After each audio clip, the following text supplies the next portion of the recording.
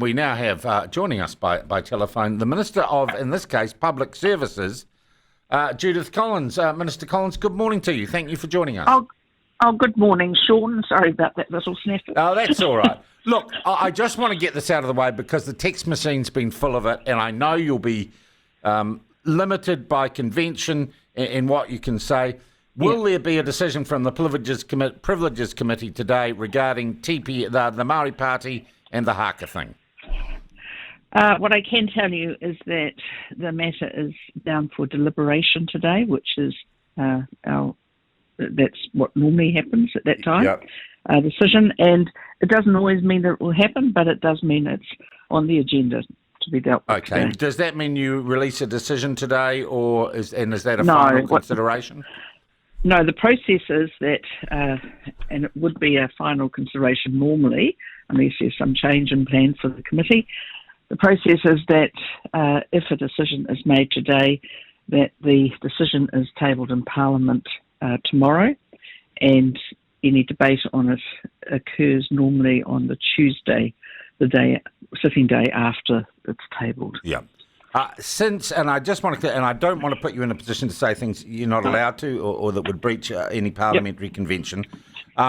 People were surprised when the draft decision of the committee was essentially leaked on social media by the Māori Party. I do note they apologised very quickly for that, and bent the knee just a little bit. Have they been compliant since then in their dealings with the committee? I don't think I should discuss that, but I can say that the committee we're due to deliberate today. That's what All I right, can say. thank you. Well, let's move on to the other thing. You've come out and said as Public Service Minister that you're going to have a look at or review DEI policies across the public service. What are we precisely talking about when we say DEI policies, and could you give us an example of one that you would consider inappropriate? Okay, so number one, I'm not reviewing it, I'm changing it. So the law at the moment changed, I think, when Chris Hipkins was the Minister for State Services, which then became Public Services, requires the Chief Executives to be creating a diverse, inclusive workplace, and to count all sorts of things, basically. So the way I see it is Chief Executives of the public service, like Chief Executives everywhere, are required to comply with the laws of New Zealand. So whether it's the Human Rights Act, or the Equal Pay Act, whatever.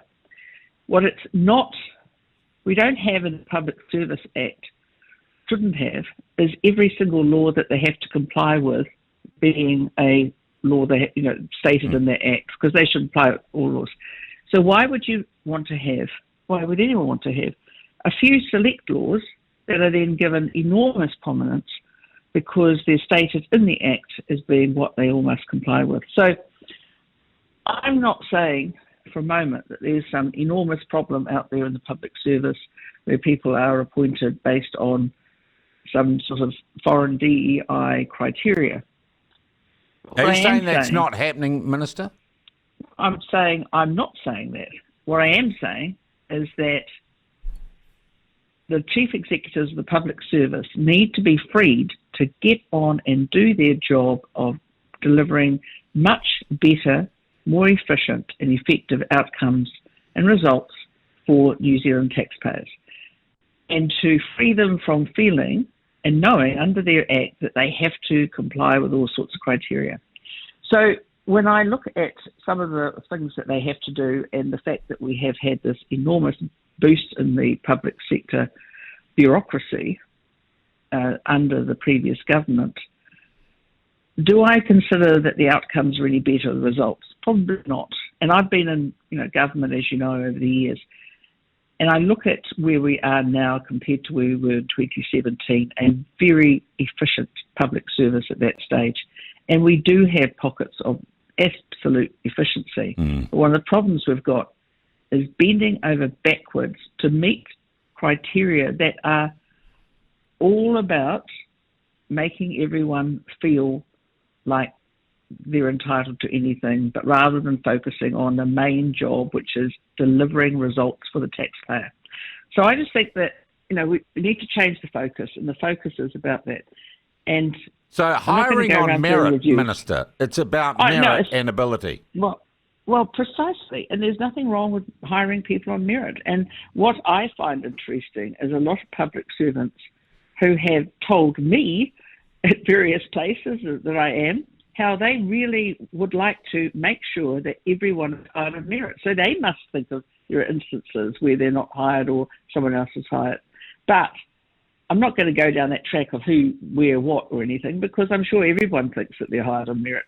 But the other thing is, something goes wrong and somebody happens to meet some criteria that some foreign DEI idea thinks is okay.